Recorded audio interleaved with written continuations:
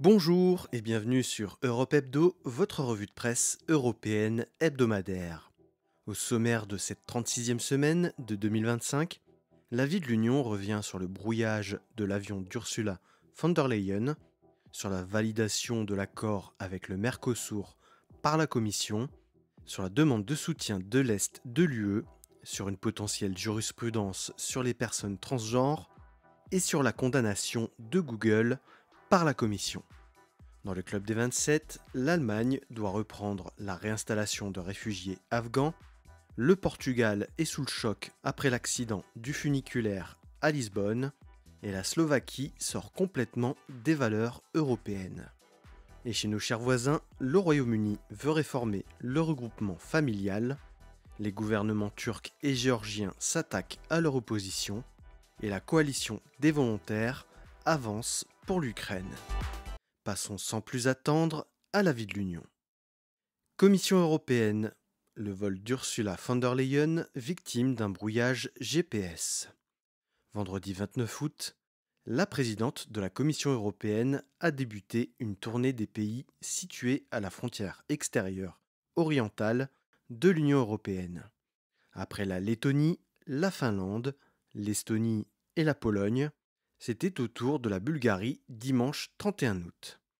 Un passage en Bulgarie lors duquel Ursula von der Leyen est venue visiter une usine qui produit des munitions destinées à l'Ukraine, mais qui doit aussi participer à remplir les objectifs de réarmement de l'Union d'ici à 2030. Alors que le vol de la présidente de la Commission effectuait son approche en direction de l'aéroport de Plovdiv, le pilote a perdu tout signal GPS, l'obligeant à reprendre de l'altitude pour récupérer les moyens analogiques pour procéder à l'atterrissage en toute sécurité. Même si le brouillage n'a pas eu de conséquences dramatiques, il a obligé l'avion à prolonger son vol d'1 heure. Très vite, les services secrets bulgares ont pointé du doigt la Russie, la fréquence utilisée et la signature des services secrets russes.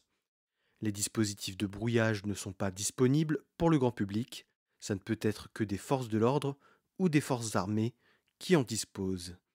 Du côté des États baltes, le signal provient principalement de Kaliningrad par exemple.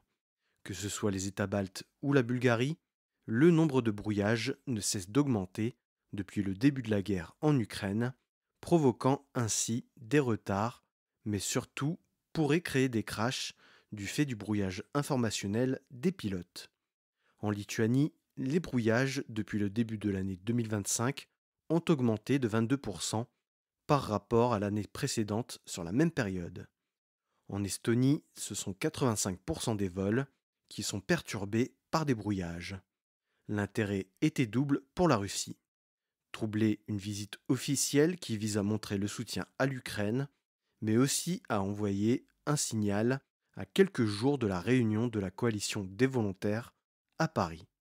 Cela intervient aussi quelques jours après le bombardement du bureau de la mission européenne à Kiev, ce qui démontre l'agressivité croissante de la Russie à l'égard de l'UE. La Russie démontre qu'elle n'a aucune volonté de faire la paix si elle n'obtient pas l'intégralité de ses conditions. De son côté, la Russie, par la voix du porte-parole de la présidence, Dmitri Peskov, juge les accusations infondées. Côté bulgare, on reste plutôt discret. Le gouvernement minore l'incident, conscient aussi de l'influence grandissante de la Russie dans son opinion publique. La Bulgarie ne fait pas la démonstration publique de son soutien à l'Ukraine. International. La Commission européenne valide l'accord UE-Mercosur. Mercredi 3 septembre, le Collège des commissaires devait se prononcer sur l'accord entre l'Union européenne et le Mercosur, union commerciale entre l'Argentine, le Brésil, le Paraguay et l'Uruguay. Sans surprise, la Commission valide le texte et devra le transmettre aux colégislateurs que sont le Conseil de l'UE et le Parlement européen. L'accord a été signé entre les deux parties en décembre 2024, malgré une vague de contestation chez les agriculteurs européens en amont de la signature. La France, l'Italie et la Pologne avaient fait part de leurs réserves concernant l'accord. La France dit avoir discuté avec la Commission pour arracher des garanties. La France défend l'idée d'une clause miroir qui obligerait les pays du Mercosur à adopter des normes sociales et environnementales équivalentes aux normes européennes. La Commission prône de son côté des clauses de sauvegarde, activables si un secteur est en danger. La discussion se poursuit afin de trouver une position d'équilibre qui convienne aux 27 et qui respecte l'accord initial. Dans une période marquée par les guerres commerciales avec la Chine et les États-Unis, l'Union européenne tente de trouver des débouchés pour ses produits et d'obtenir des alternatives pour les produits qu'elle importe. L'Union européenne exportera principalement des voitures, des machines, des vins et des spiritueux. Côté Mercosur, l'exportation concernera la viande, le sucre, le riz, le miel et le soja. 91% des produits européens seront concernés par la suppression des droits de douane et 92% des produits du Mercosur aussi. Concernant l'accord, des voix se font entendre pour le rééquilibrer. La FNSEA et son organisation parapluie européenne, la COPA-COGECA, promettent de multiplier les recours et de lancer une campagne à destination des parlementaires européens pour les convaincre de ne pas voter l'accord en l'état. Ils ont un soutien de poids, l'eurodéputé libéral français Pascal Canfin, qui est le chef de la délégation Renew au sein de la commission environnement du Parlement européen. Il propose de lancer une initiative transpartisane pour contester l'accord et proposer un mécanisme de rééquilibrage. La Commission assure qu'elle protégera les produits européens sensibles. L'exécutif européen propose un fonds de compensation de 300 millions d'euros pour les agriculteurs européens. Ce n'est que le début du processus d'adoption de l'accord. Les 27 doivent encore se prononcer au sein du Conseil, ce qui n'est pas encore gagné, et le Parlement européen se rangera certainement du côté des agriculteurs européens. La Commission européenne espère aboutir à un accord d'ici à la fin de l'année 2025. Défense. Les pays voisins de la Russie et du Bélarus demandent plus de soutien. Face à la multiplication des attaques hybrides de la part de leurs voisins russes et biélorusses, la Finlande, l'Estonie, la Lettonie, la Lituanie et la Pologne ont écrit une lettre à la Commission pour demander le renforcement des financements de la défense aérienne et de la protection des civils qui leur permettrait de se doter plus rapidement de systèmes de surveillance aérien, d'augmenter leur capacité de drones et de lutter efficacement contre l'incursion de drones dans leur espace aérien. Ils expliquent être de plus en plus la cible de menaces hybrides, notamment l'envoi de clandestins à leurs frontières, de multiples incursions de drones dotés d'explosifs dans leur espace aérien, des incidents qui se sont parfois produits à proximité de zones civiles comme à Ossini, à l'est de la Pologne, endommageant une habitation et ne faisant heureusement pas de victimes. Ils reconnaissent les efforts de la Commission européenne dans la gestion des flux migratoires à leurs frontières, mais redoutent un drame. Une demande faite quelques jours avant l'annonce par les États-Unis de la suppression de plusieurs programmes militaires dans les États baltes. Un coup dur pour des pays qui ont démontré leur attachement et leur loyauté à l'OTAN depuis leur entrée en 2004. L'initiative de sécurité balte sert à financer les infrastructures et les formations militaires des 3 pays baltes.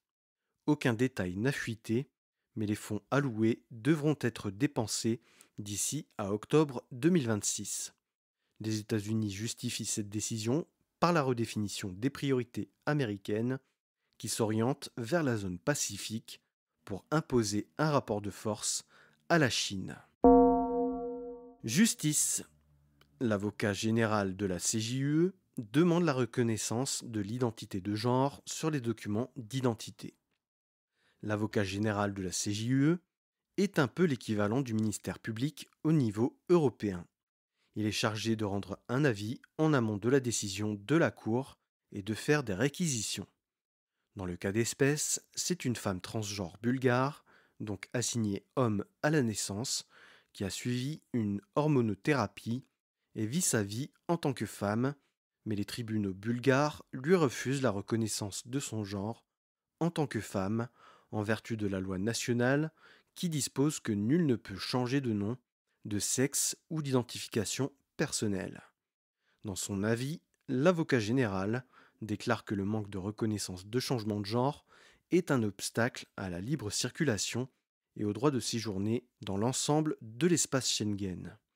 Même si l'avis de l'avocat général est non contraignant, il est souvent suivi par la Cour.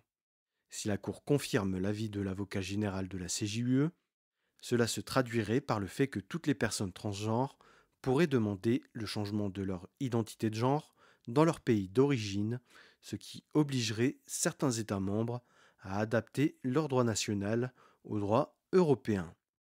La date de rendu de l'arrêt n'est pas encore fixée, mais il est à peu près certain que l'on en reparlera dans le podcast.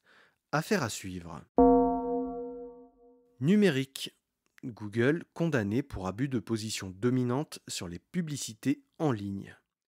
2 milliards 950 millions d'euros, c'est le montant de l'amende infligée par la Commission européenne à Google pour avoir abusé de sa position dominante sur le marché de la publicité numérique, mettant en avant ses propres produits avant les autres. L'annonce a été faite par la Commission le vendredi 5 septembre. En 2023, la Commission avait menacé le géant américain d'exiger la scission d'une partie des activités du groupe, menace pas encore mise à exécution. Le timing est particulier puisque la Commission avait retardé l'annonce de sa décision tant que l'accord douanier avec les États-Unis n'avait pas été conclu. Mais Ursula von der Leyen devait faire l'annonce avant le discours sur l'état de l'Union ce mercredi 10 septembre. Une décision vivement critiquée par Donald Trump qui menace de mettre en place de nouveaux droits de douane à l'encontre de l'Union européenne. Il considère que l'attaque à l'égard de Google est une attaque visant les États-Unis. Les Européens se veulent inflexibles et ne veulent pas se laisser intimider. Emmanuel Macron évoque même le déclenchement de l'instrument anti-coercition et l'application de contre-mesures. Certains eurodéputés trouvent d'ailleurs la sanction bien clémente, étant donné que dans ce cas de figure, la Commission fixe habituellement l'amende à 6 milliards d'euros. Passons désormais au Club des 27. Allemagne. Un tribunal oblige le gouvernement à délivrer des visas humanitaires à des Afghans. En 2022, sous le gouvernement Scholz, l'Allemagne avait mis en place un programme de visas humanitaires pour tous les personnels afghans ayant travaillé pour les services allemands en Afghanistan ainsi que leurs familles. C'était la promesse pour ces Afghans ayant travaillé pour l'Allemagne, ciblés par les autorités talibanes, de pouvoir s'installer en Allemagne. 45 000 d'entre eux se sont déjà installés outre-Rhin. Un accord remis en cause par le gouvernement Merz pour remplir sa promesse de réduire les entrées sur le territoire allemand. Le gouvernement allemand a alors suspendu cet accord, ce qui s'est traduit par la fin des vols en juillet. Une décision cruelle puisque le Pakistan, qui a recueilli l'essentiel des réfugiés afghans, commence à renvoyer les réfugiés afghans chez eux et leur retire peu à peu leur protection. Les visas humanitaires pakistanais arrivent à expiration. 2000 d'entre eux sont encore en attente au Pakistan. Le tribunal administratif de Berlin ordonne au gouvernement de reprendre le programme humanitaire et de remplir sa promesse. Après la décision du tribunal, la délivrance de visas humanitaires a repris, permettant à 47 personnes, issues de 10 familles, de pouvoir se diriger vers l'Allemagne, comme promis, au mois de mai. Ils sont arrivés à Hanovre en début de semaine. Portugal. Choc dans la capitale après un accident de funiculaire. Mercredi 3 septembre, le très célèbre funiculaire Gloria, qui relie les quartiers de Bairro Alto et de Príncipe Real, a dévalé la pente avant de s'encastrer dans un immeuble vers 18h05, heure locale. Le bilan jeudi matin faisait état de 17 morts et 21 blessés, d'après le président Marcelo Rebelo de Sousa, corrigées par la protection civile qui a dénombré 16 décès. 13 d'entre elles n'étaient pas portugaises. D'après les témoins, le funiculaire est descendu à toute vitesse sans aucun frein. D'après les premiers éléments de l'enquête, c'est le câble qui tractait le funiculaire sous la chaussée qui a complètement cédé. Le funiculaire, construit en 1885 par l'ingénieur franco-portugais Raoul Meignet du Ponsard et électrifié en 1915, faisait l'objet d'un entretien régulier d'après la société qui gère les funiculaires Caris. Un entretien assuré par le prestataire MAIN depuis 2011, dont le contrat a justement été terminé de manière anticipée au mois d'août et Caris a annulé l'appel d'offres qui devait suivre. Par mesure de précaution, les autres funiculaires de la ville ont été mis à l'arrêt pour procéder à toutes les vérifications concernant la sécurité des véhicules. Le procureur général a ouvert une enquête sur les circonstances de l'accident, mais les doutes semblent s'orienter principalement vers la maintenance, même si l'enquête reste ouverte sur un éventuel acte de malveillance. Le gouvernement a décrété une journée de deuil national le jeudi 4 septembre.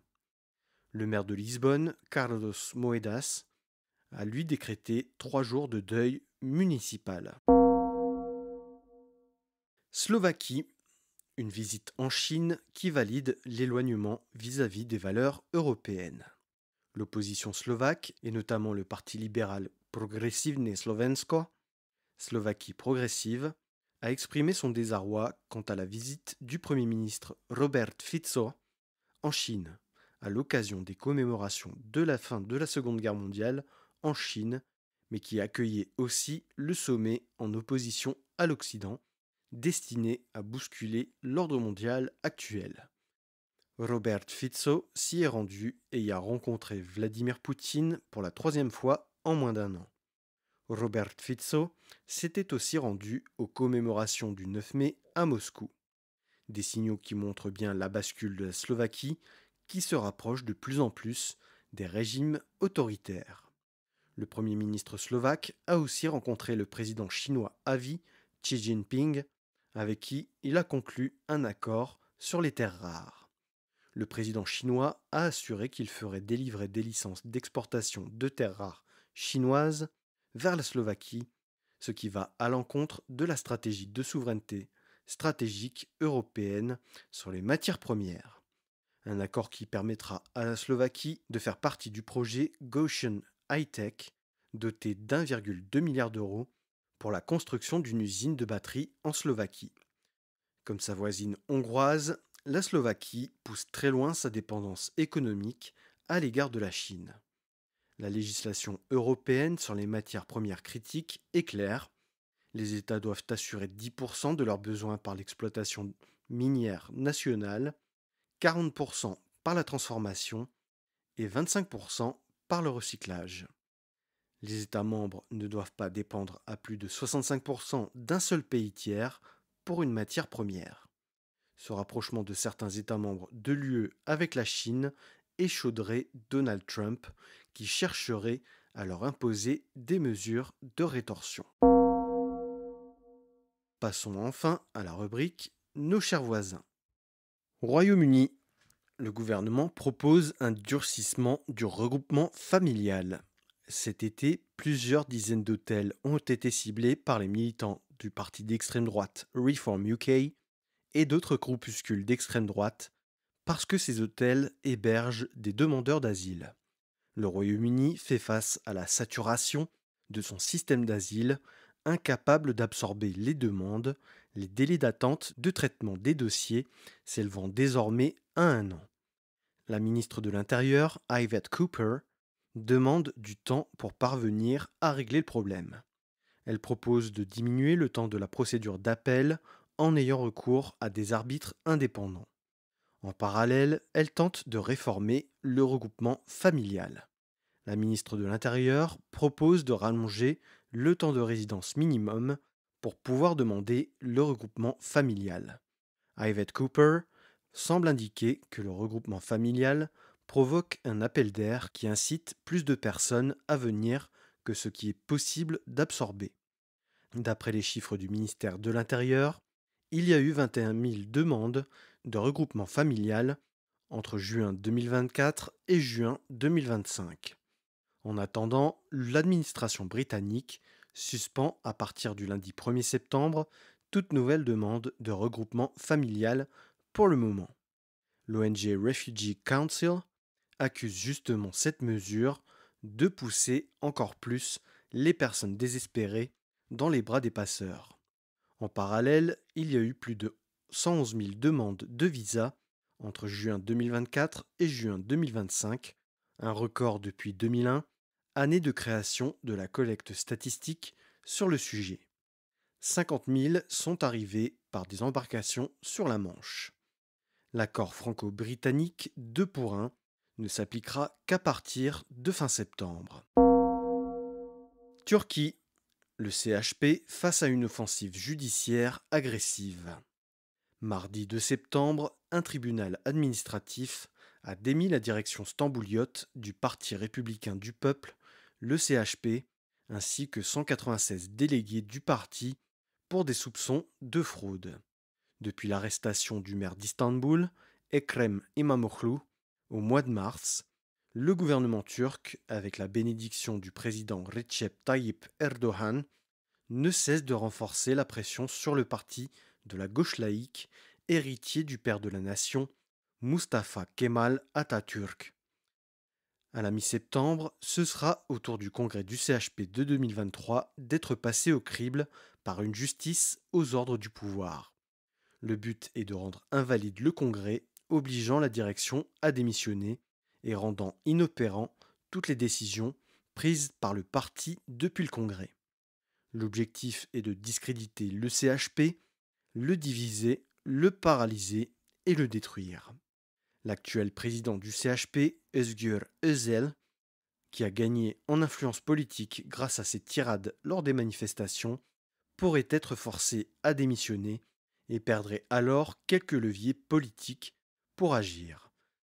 En réaction à la destitution de la direction de la section stambouliote et en amont du procès du congrès du CHP, la direction du CHP a organisé des manifestations le 4 septembre pour dénoncer la partialité des organes judiciaires turcs. Rendez-vous dans quelques semaines pour connaître la suite du destin du principal parti d'opposition turque. Géorgie, le gouvernement proche d'instaurer un système à parti unique. Depuis quelques mois, le Parlement géorgien organise une mascarade de commissions d'enquête parlementaire destinée à démontrer que l'opposition a participé à des activités anticonstitutionnelles de nature à menacer la sécurité nationale et l'intégrité de l'État. Lors de cette commission d'enquête, les partis d'opposition ont refusé de se présenter aux convocations aux auditions, considérant que le principe même de la commission d'enquête était biaisé et organisé par un Parlement dont ils ne reconnaissent pas la légitimité. L'objectif est clair, faire interdire l'opposition et instaurer un régime à parti unique. Le rapport de la commission d'enquête a été publié mardi 2 septembre. Il accuse l'opposition d'être responsable d'activités révolutionnaires et d'avoir freiné l'intégration européenne du pays. Un moyen de faire porter la responsabilité de l'agression russe de 2008 sur le président de l'époque, Mikhail Saakashvili. Un paradoxe puisque le parti au pouvoir accuse l'Occident de faire l'apologie de la guerre et que Rêve géorgien a suspendu lui-même la candidature de la Géorgie à l'Union européenne il y a quelques mois. Mercredi 3 septembre, le Parlement a adopté sans surprise le rapport, les oppositions refusant de siéger depuis les dernières législatives dont l'intégrité a été remise en cause par plusieurs missions d'observation internationales qui ont constaté de nombreux trucages et intimidations. Le gouvernement se dépêche de saisir la Cour constitutionnelle pour faire appliquer l'interdiction formelle des partis d'opposition, une simple formalité puisque la justice géorgienne est aux ordres du pouvoir.